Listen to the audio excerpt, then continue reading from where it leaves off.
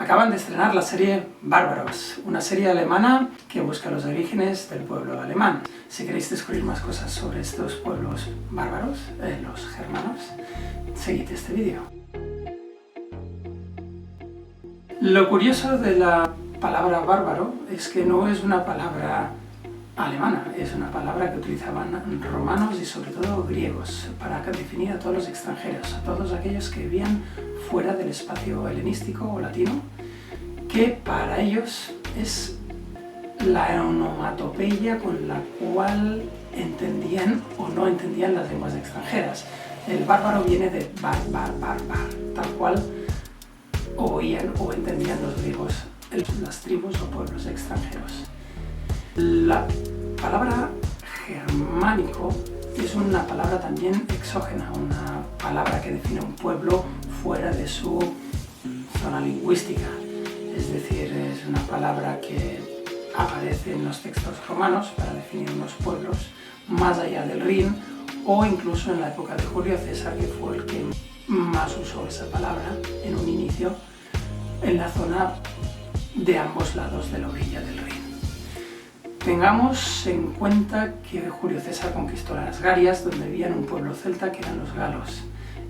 La definición, volviendo a la serie, del héroe Arminios, el líder de los queruscos que se levantó contra las legiones romanas que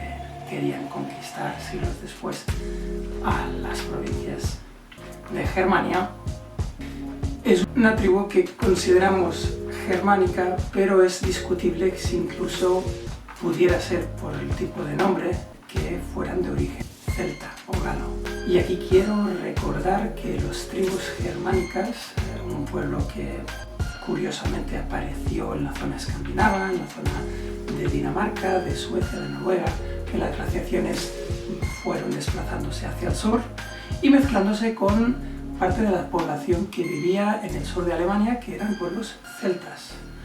Por lo tanto, recordemos que en los inicios de la República Romana, los galos, los celtas, vivían incluso en la zona del Valle del Po, lo que sería hoy la Transpadania o el norte de Italia. También recordemos que esas tribus germánicas antiguas, en época de Arminios, rezaban a dioses que os podrán recordar a otras series televisivas, porque rezaban a Odín y a Thor. Así que otro vínculo que nos recuerda el origen escandinavo de la aparición de las tribus germánicas. Los alemanes modernos, por supuesto, no serán otra cosa que la mezcla de esos pueblos germánicos con una población celta, en algunas partes occidentales de la propia Alemania, pues influencias latinas romanas o galorromanas, y en las partes orientales de Alemania, pues influencias muy posteriores de mezcla con los eslavos. Lo digo por todos aquellos que piensan en orígenes puros y simples. Todo siempre es fruto de muchas mezclas, y más cuando hablamos de las tribus bárbaras, que no hacían otra cosa que desplazarse, emigrar, invadir, y por lo tanto pues todo este continuo, ¿no? Recordarán los que sean de habla castellana, pues las tribus visigóticas que tras invadir Italia con Alarico, que llegaron a quemar Roma, pues terminarían en Francia, y de Francia terminarían en España, o los francos que de Alemania irían a Francia, o los ostrogodos que llegarían a Italia. Volviendo a Arminios, todo esto que he explicado es para hacer una idea de que no había un único pueblo germánico, no era un todo simple y uniforme. Obviamente había muchas tribus, como la que ya he comentado, los queruscos, que sería una de tantas tribus como los catos. Estarían los frisios, por ejemplo, que eran junto a los bátavos aliados de los romanos, y habría otras tribus pues que no, como los marcomanos, que eran un enemigo acérrimo de Roma, pero cuando Arminio venció a las legiones romanas, terminarían los marcomanos, por estas rivalidades entre propias tribus germánicas, aliándose con la propia Roma. Por lo tanto, tengamos mucho cuidado cuando veamos toda esta historia y alguna frase que aparece en la serie de la lucha de la libertad. Sin duda, esos pueblos no querían someterse al orden romano y mucho menos ser esclavizados, y por supuesto los romanos tampoco insistieron mucho más, no solo por la derrota, sino porque eran unas provincias que tampoco le podían dar otras cosas o riquezas que otras provincias sí podían ofrecerle. En este caso, pues, esta lucha de guerrillas, que por ejemplo otros héroes bárbaros como Viriato en España, en lo que sería la Lusitania, hicieron una guerra de guerrillas larga, pero los romanos siguieron insistiendo hasta conseguir dominarlo, porque España ofrecía oro, plata y muchas otras riquezas y un clima parecido a Italia, por lo tanto era una provincia con alto interés estratégico y económico. No era así el caso de esas tierras del otro lado del Rin y del Danubio, que no eran más que una masa boscosa fría, húmeda y con una población extremadamente hostil. Así que incluso decidieron hacer una expansión posterior a Britania y conquistar toda Inglaterra, antes que proseguir en el intento de conquistar una provincia que no tenía interés, como podría ser Germania.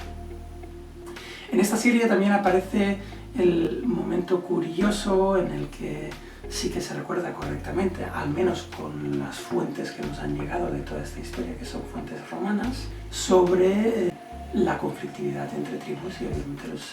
intereses dispares, incluso en el seno de las propias tribus. El suegro del propio Arminios fue un aliado, y no solo que era un aliado, sino que incluso traicionó a Arminios, avisando repetidamente al legado Varus que le iban a traicionar, que Arminios, que era un tribuno romano, le iba a traicionar. Lo que en la serie no explican, por ejemplo, es que el propio hermano de Arminios, que como él fue abducido por los romanos y educado como ciudadano romano, luchó en las legiones romanas, terminaría también presente en las guerras germánicas, pero luchando contra su propio hermano, luchando por el Imperio Romano. Por eso recordemos que las lealtades pues, es una cosa muy personal. Y vuelvo a repetir, ¿no?, que esa visión de los germánicos como esa masa que habla una lengua